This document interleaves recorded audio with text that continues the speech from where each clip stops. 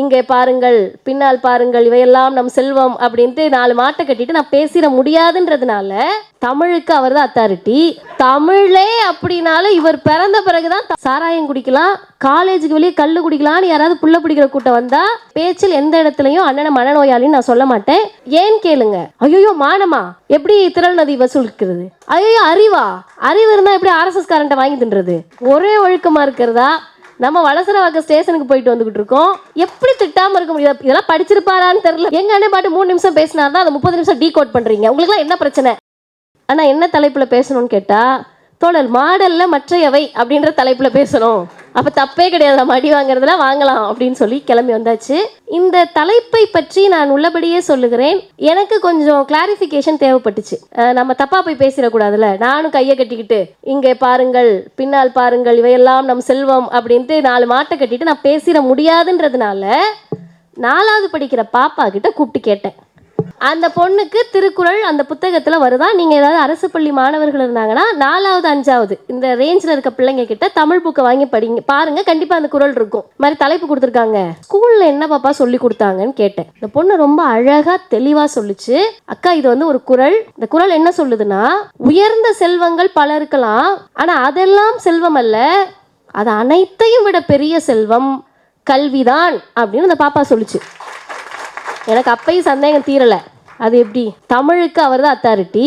தமிழே அப்படின்னாலும் இவர் பிறந்த பிறகுதான் தமிழ்நாடு, தமிழர், தமிழ் மானம் எல்லாம் காப்பாற்றப்பட்டுச்சு. இப்ப கிடையாது, இந்த பிள்ளை சொல்றது பொய்யாதான் இருக்கும் அப்படின்னு சொல்லிட்டு அவர்களுக்கு பிடித்த ஆரிய பார்ப்பனர்களால் எழுதப்பட்ட உரை எடுத்து பார்த்தாலும் சரி, நம்ம ஐயா கலைஞர் எடுத்து எழுதின உரையை பார்த்தாலும் சரி, நாவலர் உரையை பார்த்தாலும் சரி, சார் ஒன்று வேணாம் கூகுளில் போய் சும்மா தட்டி பார்த்தாலும் சரி, எல்லாம் என்ன சொல்லுதுன்னா அதை தான் சொல்லுது. இப்போ எனக்கு என்ன பிரச்சனைன்னு கேட்டால், ஒரு மிகப்பெரிய வருத்தத்தில் இந்த இயக்கத்தின் மீது ஒரு வருத்தம் எனக்கு. இன்னைக்கு இந்த 4ஆம் கிளாஸ் 5ஆம் கிளாஸ் பிள்ளைய அவங்க அப்பா அம்மா ஒழுங்காக எப்படி வளர்த்துருக்காங்கன்னா, யாராவது வந்து மரம் ஏறலாம், சாராயம் குடிக்கலாம், காலேஜுக்கு வெளியே கல் குடிக்கலாம்னு யாராவது புள்ள பிடிக்கிற கூட்டம் வந்தால் ஓடி வந்து பாட புத்தகத்தை எடுத்து படிக்க ஆரம்பிச்சிடணும்னு சொல்லக்கூடிய அளவிற்கு அன்றைக்கு எங்கள் அண்ணனுக்கு யாராவது ஒருவர் கிடைத்திருந்தால் இன்றைக்கு இவர் இப்படி பேசியிருக்க மாட்டாரே என்ற வருத்தம் எனக்கு இருக்கிறது. அந்த வருத்தத்தோடு இந்த தலைப்பை நான் அணுகுகிறேன். இன்னொன்று, இந்த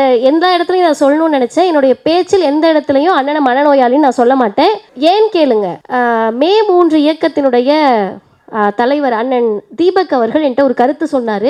அவர் அதை அடுத்த மேடையில் பேசுகிற போது நான் கண்டிப்பாக அதை சொல்கிறேன்னான்னு சொல்லிட்டு வந்தேன். போன கூட்டத்தில் பேசுகிறப்ப நம்ம அறியாமல் எனக்கு என்னன்னு கேட்டிங்கன்னா, அநாகரிகமாக ஏதாவது வார்த்தை தேடிட்டு வந்தாலும் அதை என்னால் பயன்படுத்த முடியாது. ஏன்னு கேட்டால், நான் பெரியாரை வாசித்திருக்கிறேன், திராவிடர் கழகத்தில் இருக்கேன்.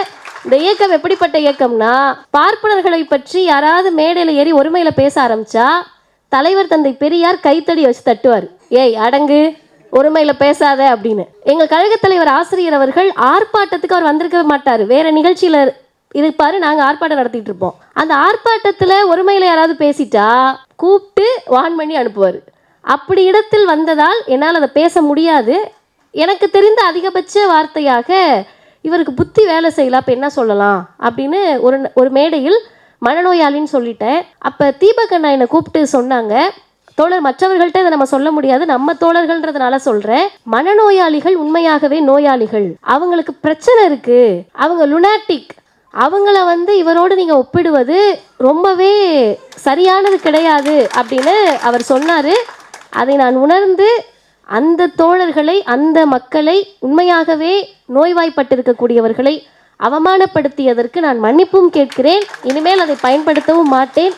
அந்த வகையில் மாடல்ல மற்றையவை இன்னும் அவர் நல்லா தானே சொல்லியிருக்காரு. சுயமரியாதை, மானம், அறிவு, இதெல்லாம் நல்ல விஷயம் தானே. இது ஏன் பிடிக்க மாட்டுதுன்னு கேட்டால், இதெல்லாம் பிடிக்காததுனால தான் அவங்க பெரியாரை விமர்சிக்கிறார்கள். இதெல்லாம் அலர்ஜி ரியாக்ஷன். ஐயோ மானமா எப்படி திரள் நதி வசூலிக்கிறது? ஐயோ அறிவு இருந்தால் எப்படி RSS காரண்ட வாங்கி தின்றது?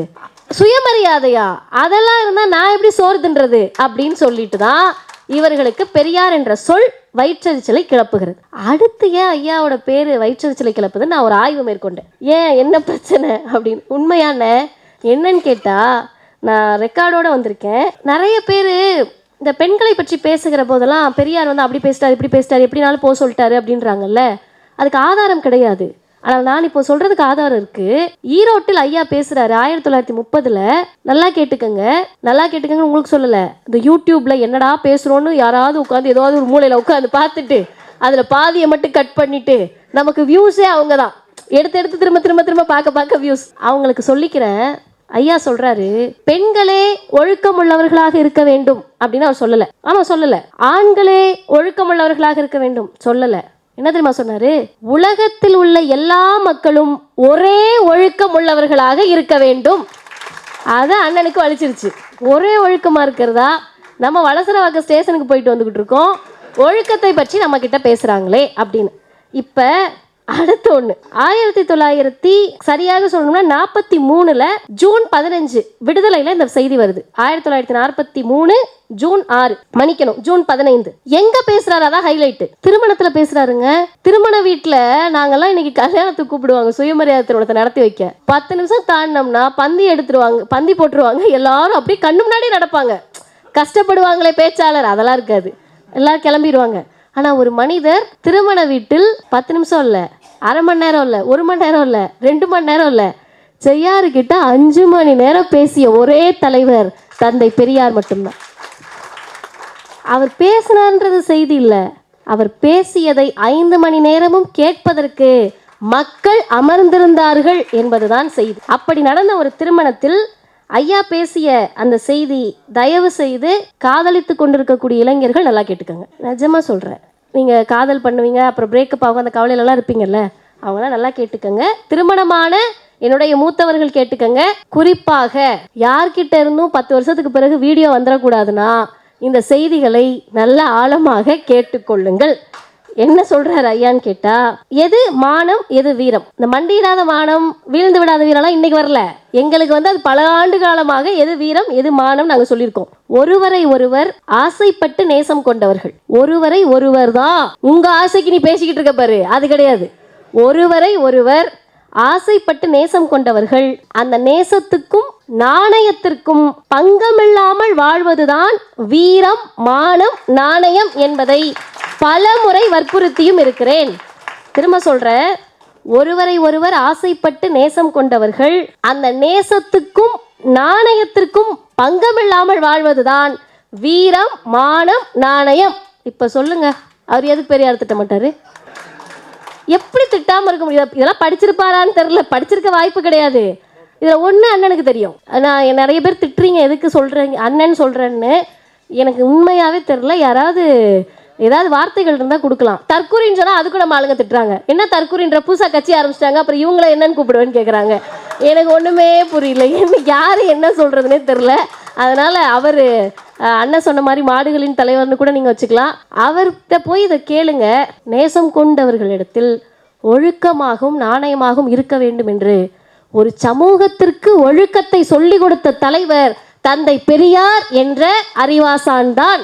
இன்னைக்கு நீ விமர்சிக்கிறதெல்லாம் ஒரு விமர்சனமே கிடையாது. நீங்களாம் ஸ்மால் பாய்ஸ், நீங்க விமர்சிக்கிறதா விமர்சனமே கிடையாது. நான் எல்லாரையும் சேர்த்து சொல்றேன், பெரியாரை விமர்சிக்க நீங்கள் யார் வந்தாலும் புதுசா தேடி, இங்க பாரு நான் எடுத்துட்டு வந்துட்டேன், எங்க இருந்து எடுத்துட்டு வந்த? பெரியாரோட லைப்ரரியில நாங்களே அடிச்சு வச்சிருக்கோம். அப்ப நீ அதை என்னத்தை எங்க இருந்து எடுத்துட்டு வந்த? அதுக்கு கூட உனக்கு ஆய்வு கிடையாது.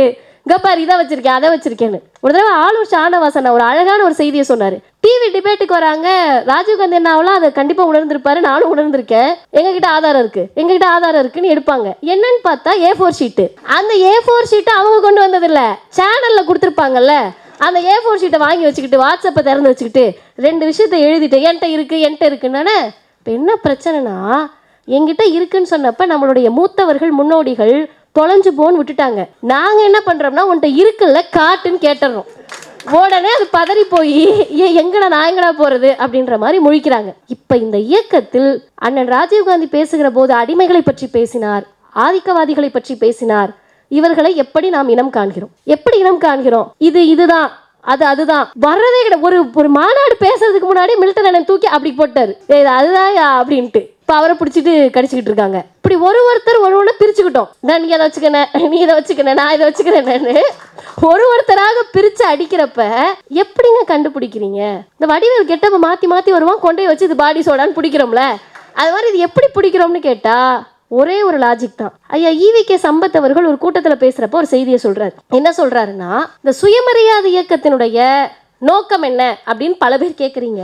சுயமரியாதை இயக்கத்தின் பெயர், நோக்கம், செயல்பாடுகள், பெயர், நோக்கம், செயல்பாடுகள் இதெல்லாம் எதிர்கருத்து உள்ளவர்களால் சிறிது சிறிதாக முடிவு செய்யப்பட்டது அப்படின்றார். இந்த பேர் வச்சதுல இருந்து செயல்பாடுல இருந்து எல்லாமே எதிர்கருத்து உள்ளவர்களால் சிறிது சிறிதாக செயல்படுத்தப்பட்டது. அப்ப என்னன்னு யோசிச்சு பார்த்தீங்கன்னா, ஐயாக்கு ஒரே நோக்கம் ஜாதி ஒழிப்பு, பெண் விடுதலை. இது ரெண்டு தான் அவருடைய பிரைமரி ஃபோக்கஸ். ஜாதி ஒழிப்பு, பெண் விடுதலை. அப்புறம் ஏங்க மதத்தை அடிக்கிறீங்க, அப்புறம் ஏங்க கடவுள் அடிக்கிறீங்க, அப்புறம் ஏன் பார்ப்பனர் அடிக்கிறீங்க, அப்ப ஏன் வேதத்தை அடிக்கிறீங்க, அப்ப ஏன் புராணத்தை அடிக்கிறீங்க, எதுக்கு மனு தர்மத்தை கையில் எடுக்கிறீங்க, எதுக்கு வரவங்க போறவங்க எல்லாம் கையில் எடுக்கிறீங்க, எங்க அண்ணன் பாட்டு 3 நிமிஷம் பேசினார்னா அதை 30 நிமிஷம் டீகோட் பண்றீங்க, உங்களுக்குலாம் என்ன பிரச்சனை அப்படின்னு கேட்டா தெளிவாக சொல்லுகிறேன்.